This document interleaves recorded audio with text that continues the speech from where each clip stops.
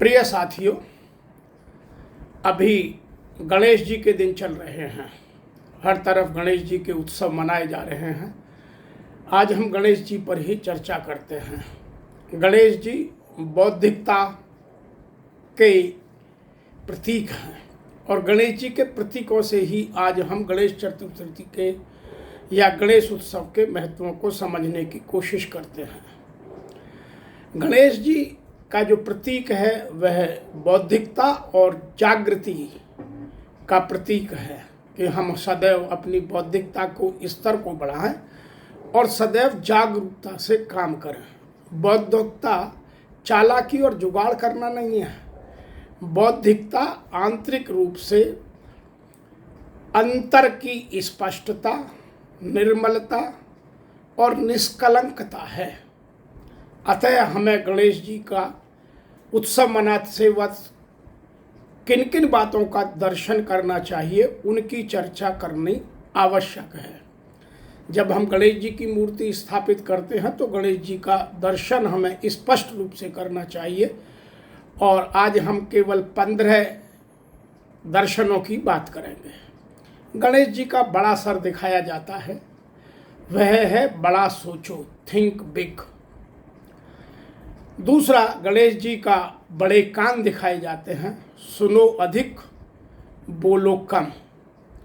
तीसरा, गणेश जी की छोटी आँखें, क्योंकि गणेश जी का हाथी का मस्तक दिखाया गया है तो छोटी आँखें, उसका पर्पज यह है कि हम ध्यान और जागरूकता से फोकस करें, कभी भी अपना ध्यान इधर उधर की बातों में ना भटके।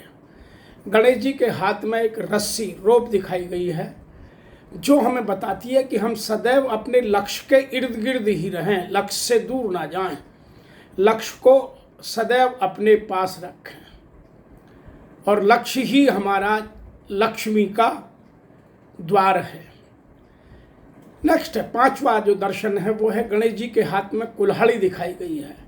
अर्थात गणेश जी हमें यह मैसेज देते हैं कि हमें ममता, स्वार्थ और जितने भी लगाव के कारण हैं उन सबको काटना है और हमें प्रेम, परोपकार और परमार्थ के रास्ते पर आगे बढ़ना है। तो गणेश जी हमेशा डिटैचमेंट की बात करते हैं, अटैचमेंट को काटने की बात करते हैं। छोटा मुंह अर्थात कम बोलो, सुनो ज़्यादा, समझो ज़्यादा, सोचो बड़ा, कम बोलो।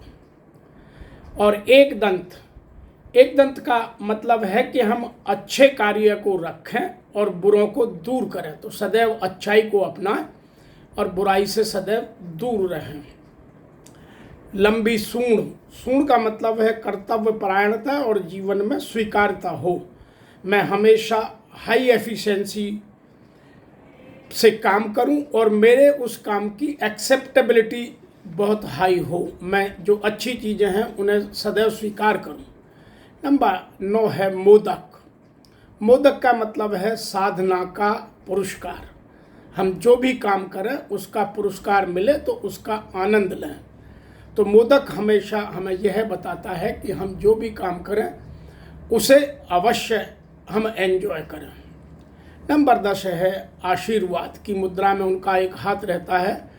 तो आशीर्वाद का मतलब यह है कि जितना आपका जीवन आध्यात्मिकता की ओर चलेगा उतना आपके जीवन में शांति होगी, वैभव होगा, सुख होगा, समृद्धि होगी। और जितना आप गलत कामों में जाएंगे उतना द्वेष बढ़ेगा, ईर्ष्या बढ़ेगी, जलन होगी, कपट होगी, प्रतिद्वंदता होगी और कभी भी मन में शांति नहीं होगी। नंबर 11, उनके पास एक प्रसाद भरकर एक बर्तन रखा रहता है। तो वह है न्यायोचित कर्म करोगे तो संपूर्ण संसार आपके लिए भोग की सामग्री है। और यदि आप न्यायोचित नहीं करते हैं, स्वार्थवश काम करते हैं, तो कुछ दिन तो आपको लगेगा कि मैं उन्नति की शिखर पर जा रहा हूँ, लेकिन आपकी अवनति निश्चित है। नंबर 12 है गणेश जी के दर्शन में उनके पास दिखाया गया चूहा। चूहे का मतलब है कि हम अपनी इच्छाओं पर नियंत्रण रखें, कंट्रोल योर डिजायर। चूहे का प्रतीक यह है कि चूहे के दांत हमेशा बढ़ते हैं, तो चूहा कुछ ना कुछ काटता रहता है, अपने आप को व्यस्त रखता है ताकि उसके दांत बड़े ना हो जाएं।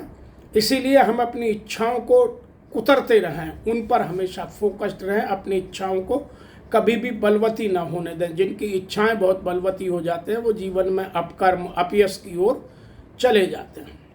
बड़ा पेट का मतलब है कि मेरी पाचन शक्ति, मुझसे कोई कुछ भी कह जाए मैं साउंडिंग बोर्ड की तरह काम करूं, इधर की उधर बात को ना पहुंचाऊं। तो keep good and bad things as secret. Number 14 है अंकुश। उनके हाथ में एक अंकुश दिखाया गया है कि मैं अपने अहम और घमंड पर सदैव नियंत्रण रखूं, ना मुझे कभी अहंकार आए, न ही मुझे कभी किसी चीज का घमंड हो। तो ego and pride must be concerned, हमेशा उन पर मेरा फोकस रहना चाहिए। ऐसा नहीं है कि मेरे से कुछ भी चीज़ें कहीं चली जाएं और मैं अपने काम में व्यस्त रहूं। नंबर 15 है पाश। उनके हाथ में एक नूज दिखाई देता है, तो मेरे उसका मतलब है कि कंट्रोल योर विवरिंग्स माइंड। जो आपका माइंड बार बार मन की चंचलता है, जो इधर से उधर भटकता है, उन सबको खींच कर लाकर आप उस पास से बांध कर रखें, ताकि आपकी स्थित प्रज्ञता, दृढ़ निश्चय, संकल्पता का जीवन में महत्व हो।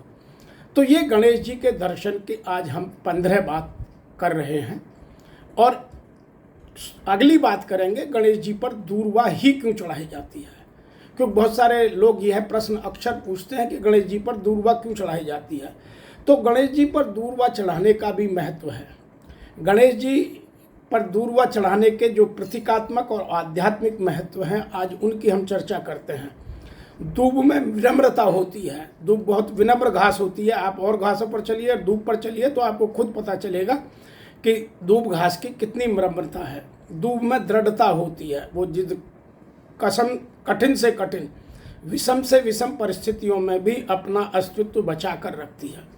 दूब में सरलता होती है, उसे कैसा ही वातावरण हो, किसी तरह की ज़मीन हो, आप एक बार लगा दीजिए, वह वहाँ अपना वैभव फैलाने लगती है।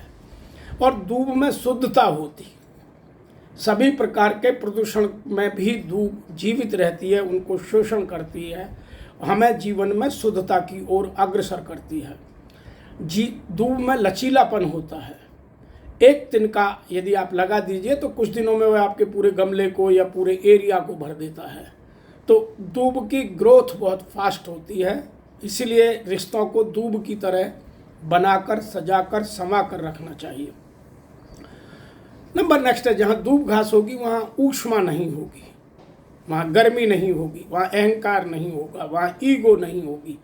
इसलिए हमें दूब की तरह अपने जीवन में, दूब पर आप चलिए, निकल जाइए, फिर दोबारा घास खड़ी हो जाती है, और पेड़ होते हैं टूट जाते हैं। तो अपने जीवन में अपनी सरलता को बनाए रखना। दूब का आयुर्वेदिक प्रभाव भी है। दूब, यदि किसी की पाचन क्रिया खराब हो जाए तो दूब को अच्छी तरह से पीस करके उसको रस निकाल करके पीजिएगा, पाचन तंत्र को मजबूत करती है। अर्थात आप इधर की बात उधर, उधर की बात इधर ना पहुंचाएं। जो गणेश जी के बड़े पेट की चर्चा की, इसलिए उनको दूब के साथ जोड़ा जाता है। दूसरा, दूब भक्ति की प्रतीक है। दूब जो है, दूब घास, ऐसा कहा जाता है कि दूब पूजा में भी इसलिए रखी जाती है कि दूब स्वर्ग में नहीं होती, क्योंकि भक्ति स्वर्ग में नहीं है, भक्ति केवल मृत्यु लोक में है। तो दूब मृत्यु लोक में भक्ति का प्रतीक भी मानी जाती है। तो ये 7-8 बड़े कारण हैं जिनके कारण भगवान गणेश को दूर्वा का ही भोग लगता है। मैं आशा करता हूँ कि आपको गणेश चतुर्थी या गणेश उत्सव के महत्व की बात ठीक से समझ में आई होगी। केवल आरती उतारने से, जोर जोर से आवाज़ करने से, डीजे बजाने से हमारे आपके जीवन में कोई बदलाव नहीं आने वाला है, जब तक हम गणेश जी के इन आधारभूत तथ्यों को समझकर अपने जीवन में पालन नहीं करेंगे। आशा है कि आप सभी